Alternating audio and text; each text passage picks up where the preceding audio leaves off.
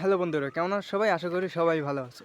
বন্ধুরা, কেমন হতো যদি পলাশির যুদ্ধ না হতো কিংবা সিরাজউদ্দৌলার পতন না হতো? যদি ব্রিটিশরা এই বাংলায় যুদ্ধ না করে এই বাংলা দখল না করতো তাহলে কেমন হতো? তো বন্ধুরা, আজকে আলাপ করব সেই মধ্যযুগের ইতিহাস নিয়ে। তো বলে রাখা ভালো, আমরা সম্পূর্ণ আজকে অনুমানের উপরে এই ইতিহাসটা বিশ্লেষণ করব।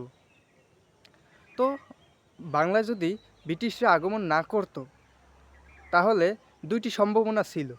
একটি, ইউরোপের অন্য অন্য শক্তিধর অঞ্চলগুলো এই জায়গার উপরে একটি নজর ছিল। তাই তারা এইখানে ব্রিটিশরা যদি না করতো এটা দখল, তাহলে তারা করতো। এটি একটি সম্ভাবনা রয়েছে। এবং দ্বিতীয় নম্বরে রয়েছে সম্ভাবনা, যদি ইউরোপের কোনো শক্তি যদি এখানে ঘাঁটি না করতো তাহলে হয়তো এই জায়গা বাংলার নবাব একটা সমৃদ্ধশীল একটি অঞ্চল থেকে একটি রাষ্ট্রতে পরিণত হতো। এটা যদিও মোগল সম্রাটের একটি স্বায়ত্তশাসিত অঞ্চল ছিল, প্রদেশ ছিল বাংলা প্রদেশ। তো সেই জায়গা থেকে একেবারে স্বাধীন হয়েছিল যদিও নবাব, তারপরেও এই জায়গাটি ভালো উন্নত মানের, এখন বর্তমানে আধুনিকতা থেকে অনেক উন্নত হতে পারতো এখন।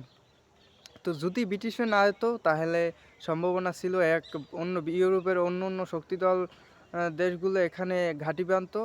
আর এক হলো, দ্বিতীয় নাম্বারও হলো এখানে খুবই উন্নত, ওয়ান অফ দ্য মোস্ট 5 কান্ট্রির মতো একটি হতো।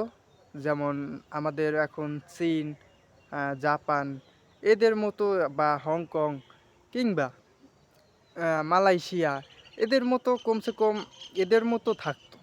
মানে নিম্ন শ্রেণী থেকে, নিম্ন অনুন্নত দেশ থেকে উন্নত হতে পারতো। এখানে অত্যাধুনিক আধুনিক যন্ত্র এগুলো ব্যবহার হতো। তো সেই জায়গা থেকে নবাবের পতন হওয়ায় এই জায়গার এই অঞ্চলগুলোর শিল্প, ক্ষুদ্র শিল্প, বৃহৎ শিল্প, সব শিল্পই, টোটাল শিল্পগুলোই ভেঙে দেওয়া হয়েছিল মেরুদণ্ড। তো তারা কৃষিকাজ করেছিল। তো সেই জায়গা থেকে তা বর্তমানে যে অবস্থা হওয়ার কথা সেটাই হয়েছে। আর যদি তারা না আসতো তাহলে হয়তো এর থেকে ভালো বেটার হতো। তো আজকের ভিডিওটা ছিল সম্পূর্ণ অনুমানের উপরে। তো ভালো লাগলে লাইক সাবস্ক্রাইব করো, পাশে থাকো।